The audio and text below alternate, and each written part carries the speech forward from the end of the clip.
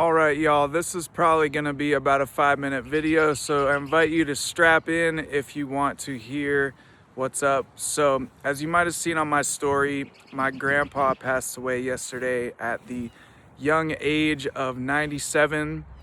And, I was shedding my sacred tears yesterday and just honoring his life.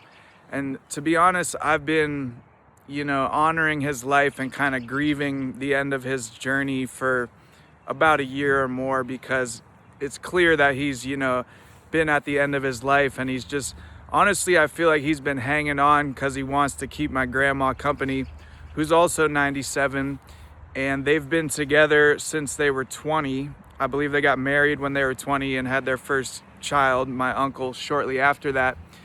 And yeah, my grandpa and my grandma are both just absolute legends, and I'm so grateful for them. And I just wanted to share a little bit about my grandpa in specific. He's renowned for his insane energy levels. So up until like age 94, he would wake up at like 5 a.m. every single morning, and in his little like housing complex, he would wake up and deliver newspapers for people at 94. Like, who does that?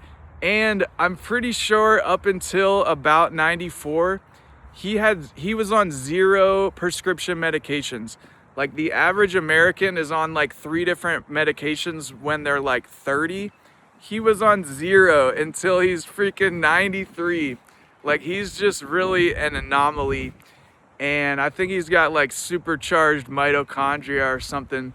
And like, the thing that would crack me up most about my grandpa is like, he would watch TV in his lazy boy, fully reclined, and he would, every time the commercials would come on, he'd mute the commercials because he didn't want to listen to commercials. So he'd be fully reclined, commercials would come on, he pressed the mute button, he shoots out of his lazy boy, runs around the house like cleaning up stuff, fixing things, and then he jumps back into his chair by the time the commercials are over, reclines again, and continues watching his show. And I'm like, who else does that when they're 93 years old? Like, it's just bonkers. And yeah, so many other things that are just incredibly inspiring about my grandpa. He was an incredibly hardworking man. He ran an ice cream business called The Penguin, which then changed to the Chocolate Moose in Bloomington, Indiana, where he's lived pretty much his entire life. And that chain still exists. They sold it to new owners, but my grandpa was a huge part in continuing that legacy. And all my dad and my uncles and my whole family like worked at this ice cream stand. And it's just incredible how much he's done for the community in Indiana. And I know he's positively impacted thousands of people's lives. He was always there to lend a hand. And I really pray to continue on his legacy. And, I'm going to shout out my workshop. You might be saying, Kevin, you should be grieving your grandpa, not promoting your workshop. But I know that wherever he is, he's cheering me on. He's a very driven, mission-oriented guy, and I know he wants me to help other people on your mission, because we have a lot of good work to do on this planet. So if you do want to join, I'm leading my next workshop called Take Your Mission Seriously this Sunday, May 3rd. It's at 6:30 p.m. Eastern Time. We already got like 18 people registered. It's going to be an awesome crew.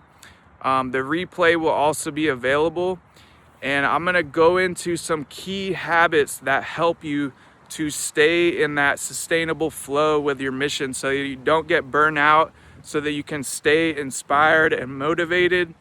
And it's just going to be awesome. We all help to spark each other's fire. So I know it's going to be an awesome group, and we're also going to have a 30-day group chat on Facebook that's a part of it.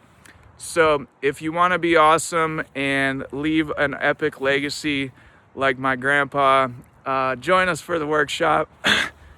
I just ate a Lara bar, so I'm coughing here, but I love you guys. Thanks for tuning in. And if you have any questions about the workshop or just anything, hit me up. All right. Peace and love.